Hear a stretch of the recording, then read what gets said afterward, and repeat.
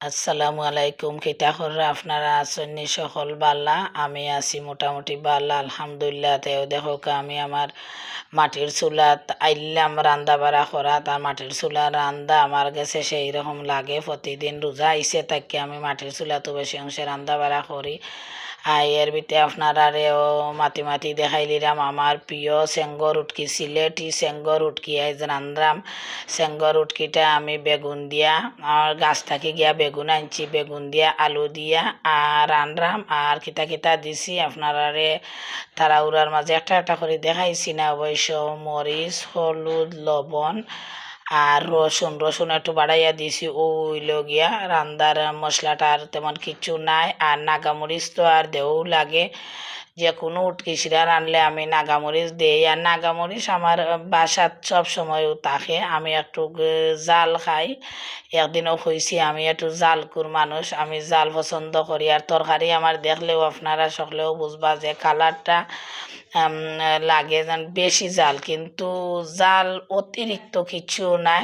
না আমি তো একলা খাই না, হলেও গরর খাইন মিডিয়াম জাল দেই। কিন্তু আমি যে মরিচ ব্যবহার করি মরিচটা কালার থাকে বেশি, ও কারণে লাগে অতিরিক্ত জাল। অতিরিক্ত জাল উল নাই আমার। বেশি জাল খাওয়া লাগলে আমি নাগামরিচও খাইলাই, ও কি সবে তো খাওয়া লাগবো, আমি নিজে একলা খাইলে তো আর ওই তো নাই। তো ওইবাই রান্দা বাড়া করিয়া দৌড়িয়া গেলাম গিয়ে আমার উঠানোর মাঝে, বাসা খান্দাত উঠানো উঠানো গিয়া দেখি ছোটো ছোটো করলাগুলা দরিয়া বইতে আসছে। আর করলা দেখি আমার কাছে খুবই ভালো লাগছে। বড় যে দুই তিনটা হই বলে ফাতার লগে লুকাইতেছে, এটা আমি আসলে দেখছিও না। 2 দিন বাদে এটা ফসি যায়।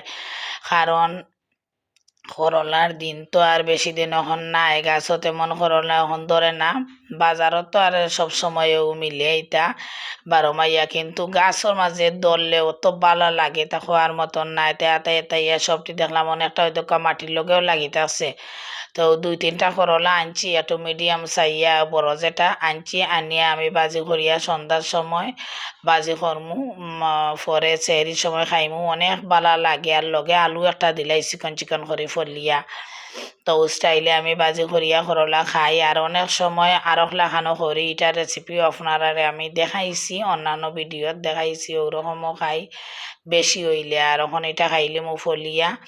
তো ওখান দেখি একটা সিফার মাঝে একটা উড়ি গাছ আমার একটা বিচি রয়েছিলাম, ওখান দেখি চেফটা চেফটা হইয়া বড় সুন্দর একজার উড়ি হইছে মাশাআল্লাহ। ওই দেখো এটা উঠানোর এক সাইডে দিয়ে এমনি একটা বিচি লাগাইছিলাম বুঝছেন, ও কারণে দেখি ওখান দরিয়া বইতে আছে। আর ই গাছের মাঝে একটা খয় ফল আইছে, খয় ফলটা রাখলাম, এটা বিষ হইতো। এরপরে বিচি দিয়ে আমি সব খানো সেরা করমু।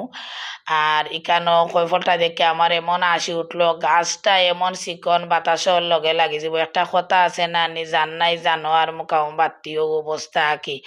তো গাছটারে আমি বালাইটিকে বান্ধিয়া বান্ধিয়া দড়ি দিয়ে রাখছি। আর ক্ষেত থাকি গিয়া ওই দেখো আমি শশা আনছি। শশা আসলে আমার জমিনর নাই, আমি আমার জমিনর খান্দাত আরেকজন বাইর জমিন আছে, তাই নতা করে আমি যাওয়া পরে কয় না ফাই নৌকা গিয়া কয়েকটা শশা গুনিবার জুই তৈছে না বিচারার। তারপরে আনলাম, মাগনা ফাইলে খেনা আনে বুঝরা। তো আর তার আমারও অনেকটা শশা দিছেন, তো ওগুন লইয়া আইলাম বাসা। তার এটা আমার গাছের সবজি সবজি আরও কিছু তুলিয়া লইয়া আইলাম। আর শশাটা আমার কাছে খুবই ভালো লাগে বাজার থেকে, মানে নিজে শশা করলে এটা আরও মজা লাগে, খুব সার টার নাই। আর এগুলো আমি বারিন্দার মাঝে ওই দোকা বড়ই রাখছি, সন্ধ্যার সময় আনিয়া বারিন্দার মাঝে সব বড়ইগুলা রাখিলাই। এবার বড়ই তেমন না আমি পারছি না রোজার লাগিয়া, তো ওগুলো আমি শুকাইরাম। তো আমার ভিডিওটা খিলা লাগলো সকলে জানাইবা। বালা থাকুকা। আসসালামু আলাইকুম।